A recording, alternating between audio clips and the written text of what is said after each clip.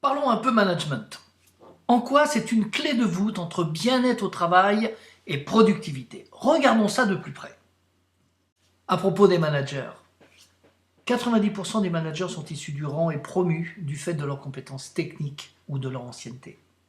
Et 90% d'entre eux n'ont jamais été initiés et encore moins entraînés sérieusement à exercer ce métier.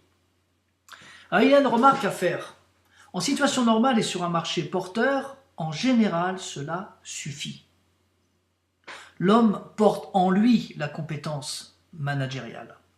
Mais en situation de crise, c'est là qu'on a intérêt à y regarder d'un peu plus près. Avant d'aller plus loin, regardons un peu qui sont les managers. Vous avez les personnes aspirant à devenir manager et qui parfois se demandent si ça vaut la peine de s'engager dans cette carrière qui s'avère parfois pas si simple. Il suffit qu'ils regardent leur propre manager, se débattent avec certaines situations pour se demander si c'est une bonne idée. Mais tout être humain, à un moment ou à un autre, peut aspirer à devenir manager. Il y a le jeune diplômé qui, du fait de son niveau d'études, n'y coupera pas, il va se retrouver tôt ou tard responsable, chef de projet. Vous avez le manager qui vient d'être fraîchement promu. Pour lui, la question, c'est comment se positionner, comment démontrer sa légitimité quand on est confronté à une équipe qui est déjà là depuis longtemps, dont certains membres sont plus vieux, plus âgés, plus compétents même parfois. Voyez ?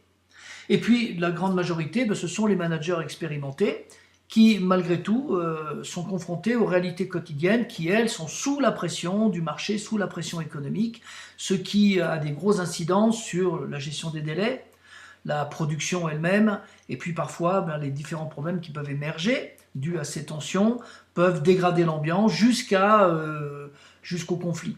Et il faut savoir qu'une des questions qui est systématiquement posée au début des formations que nous animons, c'est qu'est-ce que l'on peut faire quand il y a des conflits?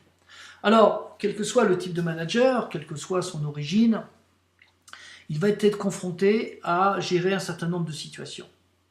Et chacune de ces situations correspond évidemment à des compétences. Je vous propose qu'on jette un œil là-dessus. Alors, que doit savoir faire un manager pour organiser et animer son équipe?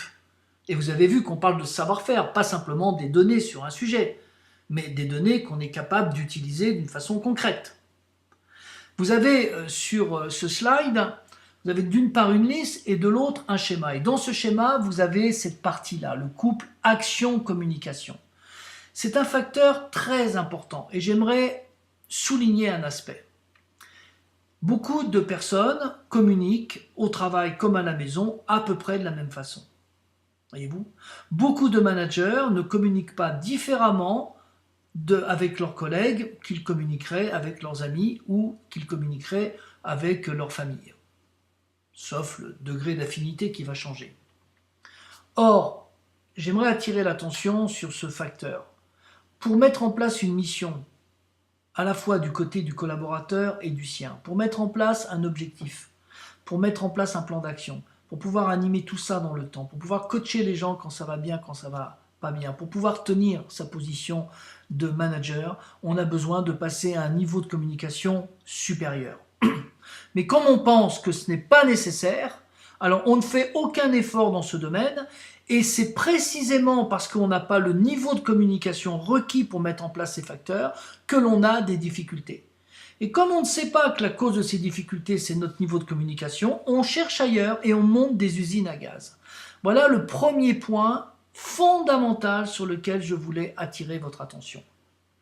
Ceci étant dit, considérons cette liste et son miroir au niveau du schéma. On comprend que pour gérer une équipe dans laquelle il y a des personnes qui ont peut-être des postes différents ou similaires, eh bien, chaque poste a une structure. Et si on veut l'organiser correctement, on a intérêt à faire en sorte que chaque personne soit au clair de sa mission, de ses objectifs et de son plan d'action. Ces trois éléments pourraient servir de diagnostic flash au sein d'une équipe, au sein d'une division, au sein d'une entreprise.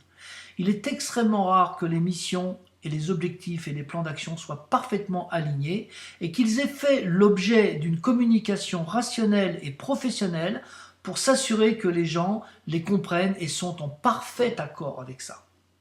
c'est vraiment là où on comprend qu'il faut un certain niveau de communication pour pouvoir mettre ça en place. En ce qui concerne cet axe ici, l'axe horizontal, l'axe de l'animation, il va falloir faire vivre chaque poste d'une façon coordonnée avec les autres dans le temps. Ça va du recrutement, le contrat moral, l'intégration des gens, les doter de la formation initiale, s'assurer qu'ils s'approprient toutes les bonnes pratiques. Et puis il y a ici un élément clé qu'on appelle le coaching. Le coaching quand ça va bien, où il faudrait faire des choses que l'on voit très rarement faire dans les entreprises.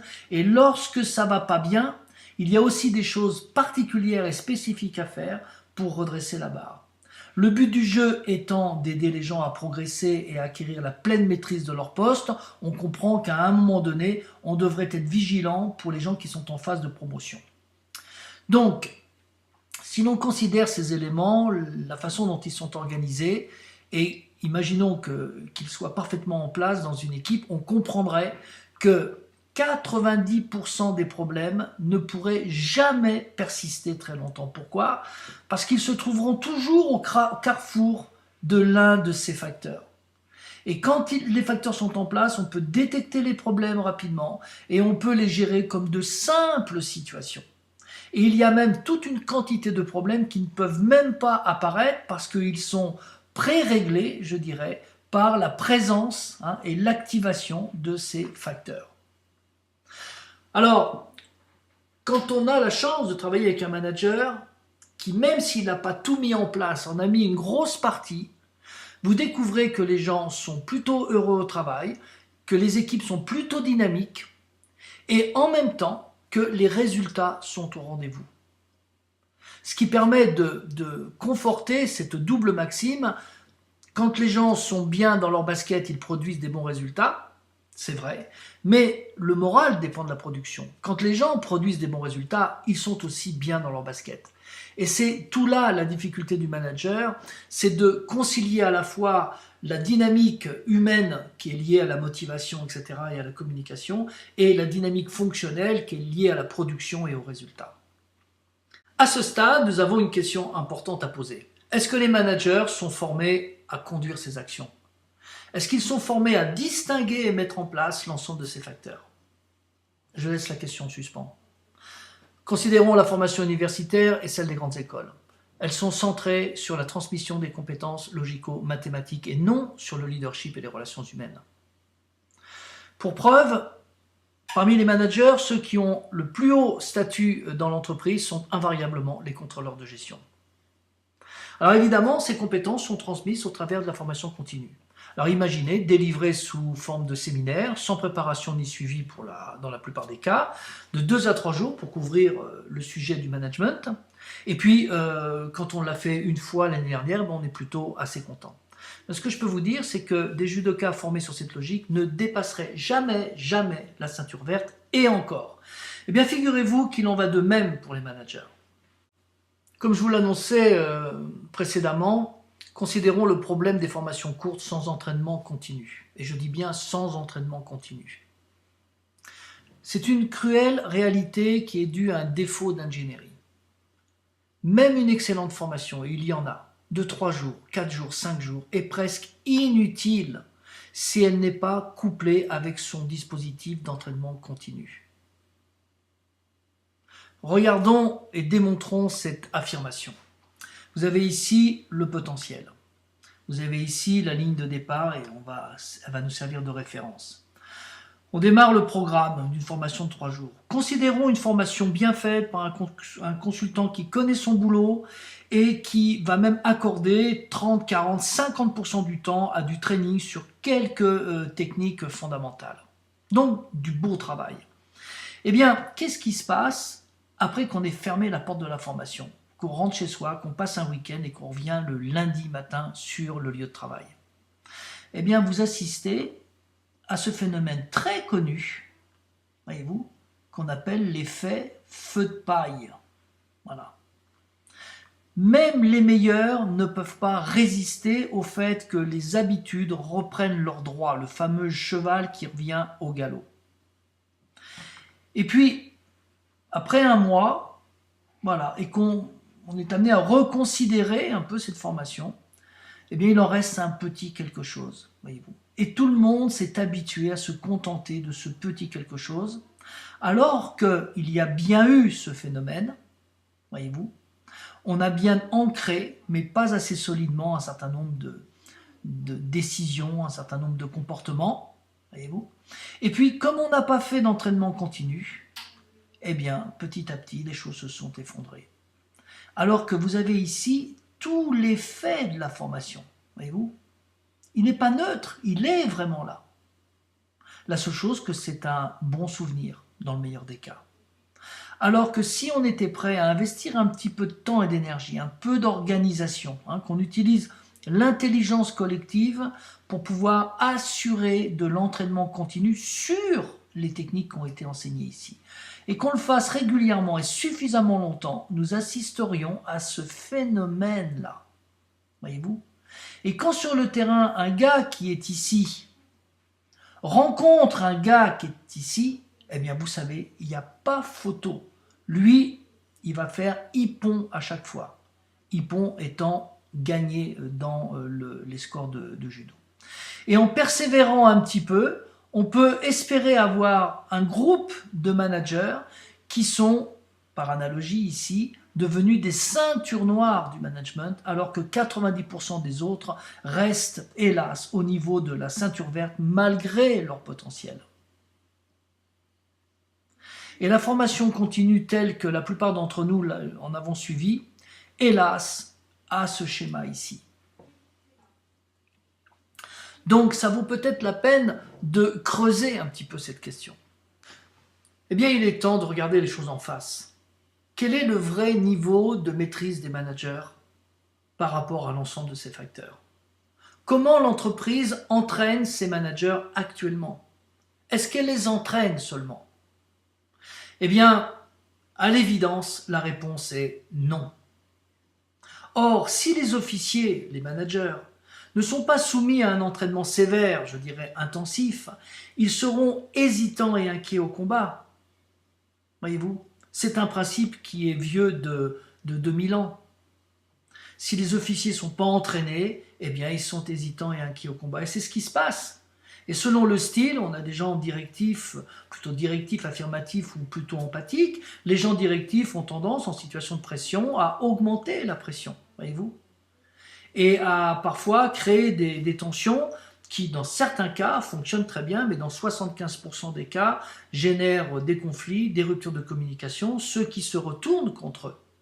Et puis ceux qui sont plutôt empathiques vont avoir une approche, justement une approche de laisser faire. Et puis dans certains cas, c'était bien, voilà, il ne fallait pas insister. Et dans 75% des cas, c'est hélas pas ce qu'il fallait faire du tout, du tout. Donc, ce manque d'entraînement, ce manque de savoir-faire managérial pur, c'est un métier en soi, c'est ça qu'il faut considérer, eh bien ça a des conséquences. Et c'est ce que je vous propose de regarder maintenant. Considérons maintenant l'effet collatéral de l'inefficacité des formations classiques, tel qu'on l'a vu tout à l'heure avec l'effet feu de paille. Eh bien, cet effet est dramatique parce que ce sont les directions qui ne perçoivent pas la formation comme un levier de croissance stratégique. Pourquoi? Parce qu'après une formation management, on s'attendrait à des résultats et des changements significatifs au niveau de l'ambiance et au niveau de la production et au niveau de l'attitude générale. Sauf qu'on ne voit pas ces changements. C'est pourquoi les directions, petit à petit, se sont détachées de la formation parce qu'elles ne le voient pas comme un levier qu'elles peuvent utiliser au niveau de la direction.